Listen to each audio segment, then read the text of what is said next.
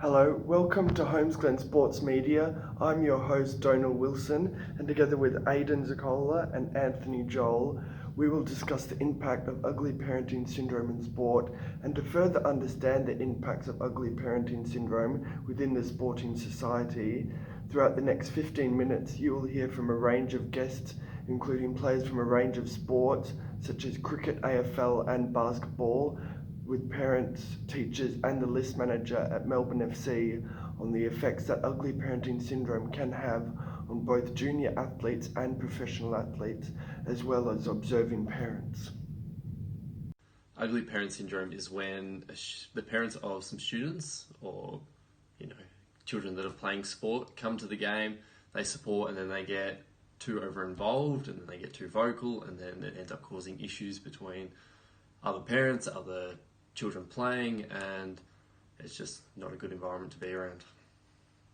So Brody, I know you play a lot of sport, mate. I know you play cricket and footy. Do you know what ugly parent syndrome is? My mum.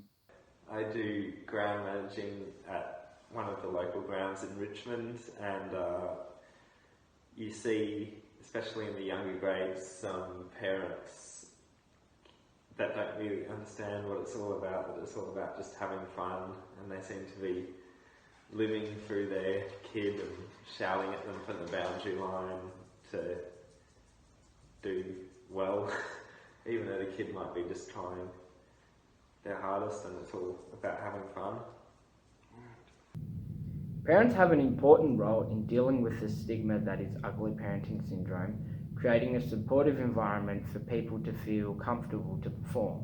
Different sports and different parents must be handled in different ways to achieve a positive outcome. We asked our guests on their experience with conflict resolution when it comes to facing ugly parents on the sporting field. If we were to have an ugly parent come to one of our school sports, for example, first of all, we have responsibilities to take care of the students and to make sure that they're safe, that we're safe. If we can take steps to de-escalate the situation, we'll be able to do that.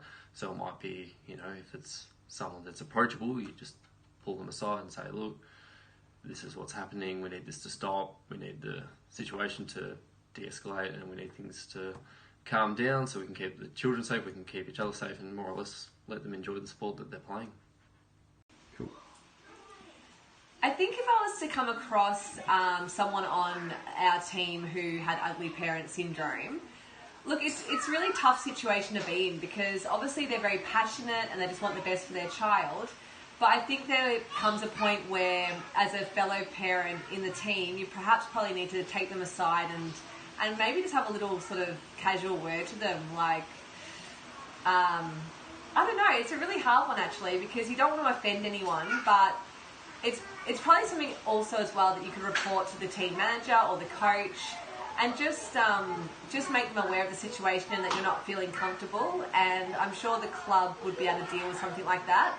Perhaps it's not the best idea for parent to get involved because you don't want any argy-bargy, but I think, reporting it to the club coach or manager, and just then they can remind the parent of the club's policy of supporting the children and cheering for them, but not crossing that line of making it too aggressive. Anyone that we want to select, say in the draft, so talking from a draft point of view, we'll definitely meet their parents and get to know more about them, and you'll see their parents at games. So you said your mum's an ugly parent. Has she ever gotten in trouble before being an ugly parent? What are they called? Like the people that tell them? Ground marshal? Ground marshal, yeah. They've said to my mum a couple of times, you might have to leave. Really? They haven't kicked her out, but borderline close. There can be varied forms of ugly parenting syndrome, such as a father abusing his power as coach and favouring his son over other players, or just general poor parenting behaviour. The parent's behaviour can often reflect on the sporting code the child participates in. Our guests were able to talk about how ugly parenting syndrome varies in different sporting environments and different sporting codes. I've seen borderline ugly parent syndrome, I would say, at some of my son's soccer games. Parents who are over the top with their coaching from the sidelines, there's also parents who are very demanding for their child and want the ball kicked to their child only, or past their child so their child can kick a goal. Almost like they're trying to live their lives through their children, their children's sports. Very loud, very vocal, and it is intimidating for other parents to have someone like that on the team, because it's almost embarrassing and you don't want that sort of thing around your club. We want kids to play like footy, basketball, cricket. Excuse me, basketball, because I think it's more because the courts are so, everyone's so close, so the kids hear everything. Footy, you can send people to the other side of the ground and say, look, go over there and stay away from everyone. But basketball's it's quite close. It's indoor and the kids hear everything. So I've stepped in and said, look, that you've got to pull up. Okay. During school, we have inter-school sports where parents are invited to come and watch our games. And a couple of times we've had some parents actually on the opposition team that have gotten extremely vocal and have, said some things about our players, the opposition players, where things have sort of, gotten out of hand, and some other parents have actually said a few words. But as far as our school's gone, there hasn't been any issues at all. Could you give us an example of your mum being an ugly parent at sport? Oh, footy a lot. She screams out a lot, like it's just random stuff, really. I don't know. In cricket, we did have a coach who was a parent, and he sort of favoured his son a lot. And even though he wasn't the best player, he didn't do anything wrong in our coach's eyes. And we see kids walk off a basketball court yelling at their parents. Like, you don't even care about me. Sort of stuff. Definitely. And that's with friends of ours. We've seen that. It's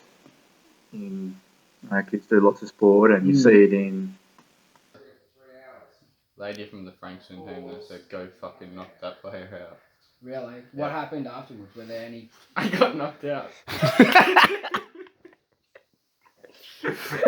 So I've had one where they were people from another team were abusing kids on our team, and you don't want to inflame the situation. If it gets to a point where you have to actually intervene and do something, so just go and say, mate, just chill out. It's kids' sport. And Yelling out, or do you think Yeah, she's always? I remember once a dude knocked me, and I hit the fence. Cause that just happens. That's football. And mum went off at the kid, called the kid a bit of a fucking idiot. Like, mum's a 48, 50-year-old woman, and like the kid's fucking 13, and court yelling at their parents. Like, you don't even care about me. Sort of stuff. Definitely. And that's with friends of ours. We've seen that. Ugly parenting syndrome has a big effect on players wanting to continue to participate in their sport, with players willing to move to another club if ugly parenting syndrome continues. As interviews mention in this interview, if a coach dislikes players, parents can lose sight of what's important and ruin the game for their children or someone else's. Our guests speak on the impact it can have and how it influences their child's enjoyment. And we've got a good friend of ours who's just no good at sport, at her kid's sport. She just yells, and we've spoken to her and said, you can't continue to do this, because the kids are going to end up really resenting you for it. Do you know what I mean? So I think you've just got to be honest with people, especially if they're in your friendship group, and it's from a place of love, and they're trying their best for the kids and everything, but they just don't go about it the right way. And it's hard. Everyone wants their kids to do well, and cheer them on and everything, and that's that. So the impact of ugly parent syndrome there's a variety of ways that it could play out. One of the ways is the child becomes embarrassed, because obviously it's a situation that they don't want to be in, so therefore they could isolate themselves from other students because they don't want to get embarrassed by what's happened. They might not want to play the sport anymore because of the situation that keeps occurring with the parent that's causing an awkward situation. The student could become, as I said before, socially isolated, and that could lead them into many problems down the track, especially within the school and an education setting where they're not being able to work with others, and then that socially plays out into their future where they might not have friends or people to get along with, and then they don't develop those social skills. Yes, I think we did have a few people leave actually because they didn't like our cricket coach for the reasons stated earlier. I think they didn't like it because, not only because he favoured his son, but also because they were just trying just as hard and got criticised a lot. You can see the impact that parents have had on their children positively and negatively, and probably some that through my experience, without sort of naming names, guys who've been drafted and who've had an upbringing where they've been, their parents have been really highly critical of them and really pushed them. So probably into this ugly parent stuff. So then you can see that manifest itself even when they get into a professional environment. So that's, I've had some experience with guys like that we've brought in who you can see the impact that their parents have had on them, good and bad. And there's others that, most have come in are, wonderful, wonderful young men. So you can see guys, we've had to deal with some issues with guys that have been really,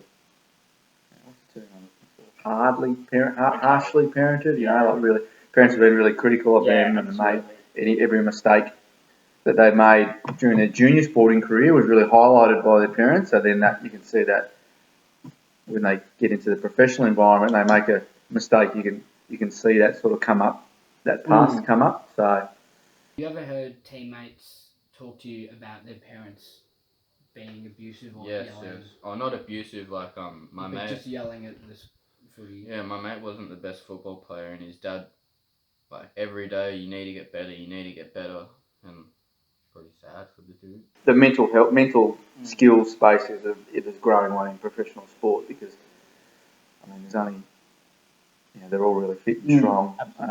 So that's mental side of the game, not just in our code, but in any code, is the biggest growth area, and we've invested. In my time at the club, we've probably doubled our investment, even more in that area. So we have really strong programs around that. Because everyone's different, everyone's brought up different, and everyone reacts to situations differently. So, we do a lot of that with all our players, as all AFL and other professional clubs do. There's a really fine balance, I think, between developing resilience, because you don't win all the time. You lose more than you win, and sometimes Your club would know that. This year it is a little sly one, bang. Justified, totally justified. No. Harsh but fair. That's right. Prevention of ugly parent syndrome starts with parents calling out others for being aggressive, making them understand that their children are out there to enjoy it themselves and not shouting at them to bring them down. The sporting clubs have a responsibility for all players to feel welcome and to be supported by the parents in their right manner. The guests speak about what can be done to put an end to ugly parent syndrome. I think, unfortunately, something like ugly parent syndrome is always going to be around, but I think you can try and put measures in place like having club policies, team policies, perhaps at the start of the season the coach just outlining really generally to the parents the expectations for the year as parents on the sideline.